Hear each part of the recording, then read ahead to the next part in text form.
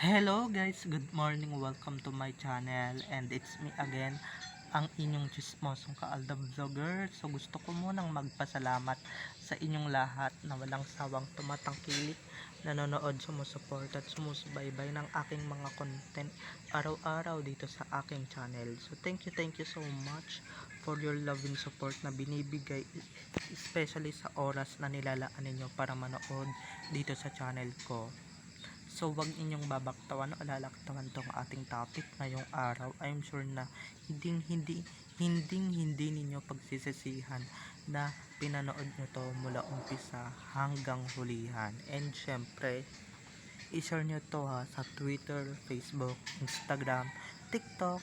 So kung maaari, okay? And syempre sa mga walls ninyo dito sa YouTube. So, eto na, dumako na tayo sa ating main topic for today's video na kailangan ninyong buuin. Wow, ang ganda. Ibang klase ang tunay na ganda ng nag-iisa, walang kapares, walang katulad, na legit Maine Mendoza Fulkerson Jr. Hindi katulad ng isa na nangongopya lang na nasa tae show. Diba, halatang halata yung mga balikong, lalong lalo na guys yung tattoo. Etong tunay namin hindi lumilipad ang tattoo at hindi nare-replace. Hindi katulad ng isa, nare-replace ang mga tattoo or yung tattoo na nasa balikat or nasa likod niya. Syempre hindi naman ano yung bench para kumuha ng isang fake na Maine Mendoza. Syempre kukunin na nila yung endorser nilang napaka-fresh, napaka-kinis at napakaganda. Walang iba kung hindi si Maine. So ito na guys, watch this. Mamaya ipapaliwanag ko sa inyo ng buong buo. So ito na guys, watch this. At kung nakita nyo na ngayong recap, so once again, si TTO sa may-ari ng mga photos and videos na nilalabas ko.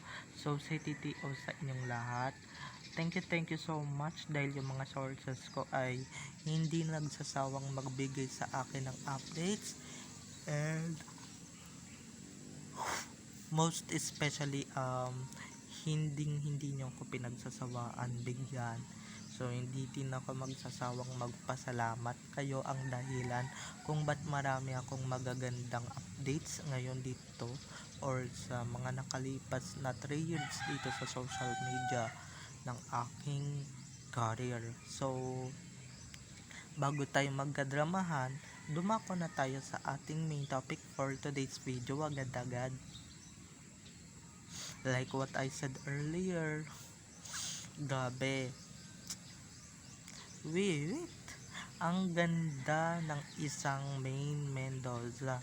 Real at walang kapares na Maine Mendoza ang rumampa sa isang bench fashion show event. Okay, yan yung ginagamit ko ever since bench. So hindi naman, at eto guys napapansin nyo ba yung nasa likod ni Maine Mendoza na tattoo? Ayan guys naka-intact, hindi katulad ng isa na pagka nare-replace yung tattoo at nare-replace yung wig palibhasa galbo sa totoong buhay. Hindi katulad ng napapanood ng iba sa Itbulaga or sa tae show na hindi legit at fake na Maine Mendoza. Halatang halata na may mga balisong or mga balikong sa pagmumukha or hindi makinis ang balat, diba? Ito lang ang sasabihin ko hindi naman siya ngayong bench para kumuha ng isang peke na Maine Mendoza, isang copycat ng isang Maine Mendoza, diba? Hindi naman sila ganon at hindi naman sila susunga-sunga, diba? Buti na lang good choice na kinuha nila ang nag-iisang phenomenal star at pinaka pinakamaganda sa balat ng lupa na si Maine Mendoza. Yan yung gandang walang katulad at walang kapares. Okay? Tsaka yung mga nagsasabing yung mga nagsasabing pagod daw si Maine, ma-attitude daw o ma-attitude na sa mga bakling dyan. Hindi ho totoo yan. Baka lang ho pagod lang talaga kasi nga nagpipicture or diba, pagka may nagpapapicture minsan talaga kailangan na talagang tanggihan.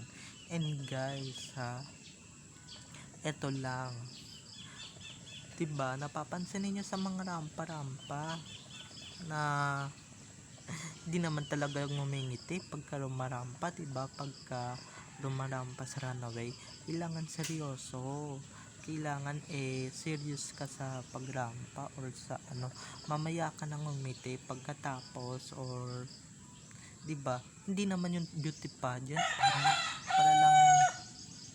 para lang ngumiti ka, para whatever, diba, para gawin mo yon. So sana naiintindihan natin, okay? At syempre natin yan, naintindihan natin yan. Ewan ko na lang sa iba dito kung naiintindihan nila yung sinasabi ko or yung sinasabi namin, diba? Eto'y na ko lang, na observe ko lang sa isang vlogger dito na talaga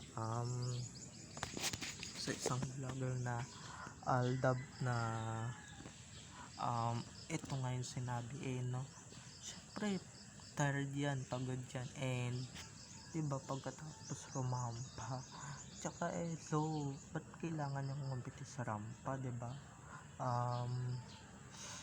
So ayun and guys, eto sampal to sa mga sa ibang fans na yung nabura na daw yung tattoo. Hindi nabura yung tattoo, talagang pinapa-intact yun ni Maine Mendoza ilang taon na nakakaraan or nakakalipas. Kaya kayo, huwag kayong gawa-gawa ng issue, huwag kayong gawa-gawa ng kwento na keso ganito, ganyan na nabura na or na misplaced na yung tattoo, okay? Dahil hindi naman totoo yung mga pinagkukwento or yung mga pinagsasabi ninyo, diba? Ako guys, personally marami akong nilalabas na katotohanan. So okay lang dito na, diba, kung ayaw ninyo maniwala, di pasok kayo mga basher, diba? Ganun lang yun, papasok lang din yung mga yan, diba, papasukin natin with open arms, wag natin taboyin, wag nating takhoil yung mga basher natin, kasi nga isa sila sa mga dahilan kung ba't tayo nagiging successful sa buhay, okay? Wag natin silang itakhoil at wag natin silang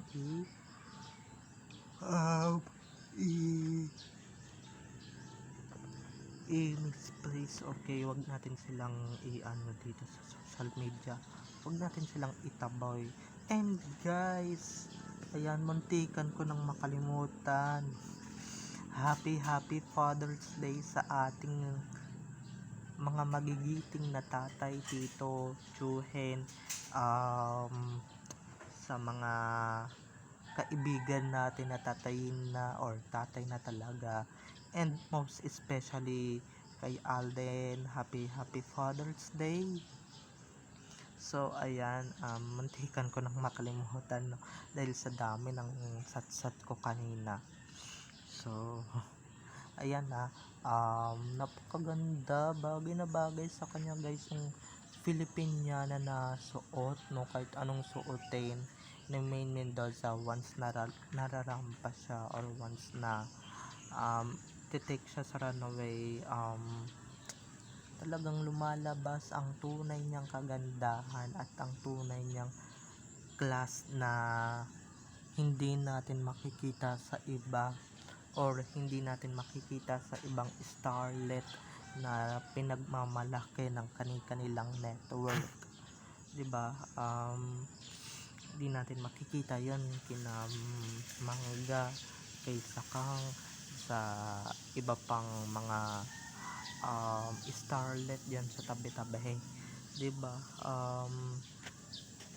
Kasi you're not main, at saka tignan ninyo ha, pag si Main Mendoza ang nagsuot ng mga cheap na suot dyan, gaya ng sando, gaya ng pantalon, or gaya ng mga cheap na suot, nagmumukhang mamahalin at nagmumukhang may class, 'di ba? Pag kayo may suot nga cheap na nga, mas magmumukha pang cheap ang mga bagay-bagay na isinusuot ninyo, 'di ba? So babay na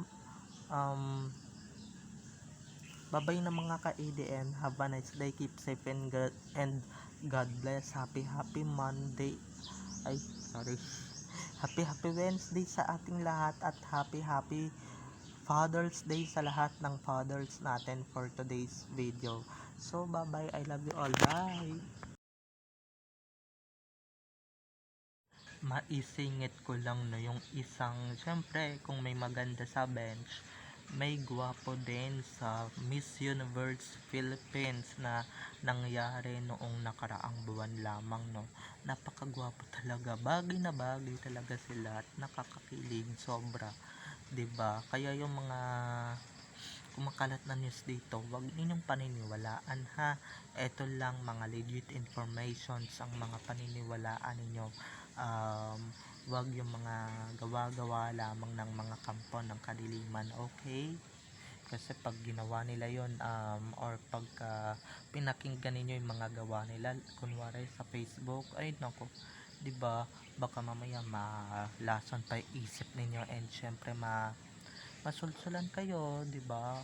Nowadays, alam niyo naman, maraming sulsul at maraming mga nagpapaniwala sa fake news, 'di ba?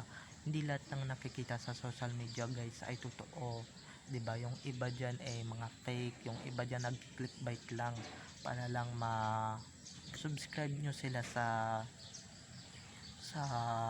channel nila, okay? So, bye-bye na mga ka-ADN. Have a nice day. Keep safe and God bless. I love you all. Don't forget to subscribe to my YouTube channel for more videos and uploads patungkol kay Main at Alden, at patungkol sa kanilang mga buhay-buhay inside or outside man yan sa showbiz. Bye-bye. I love you all.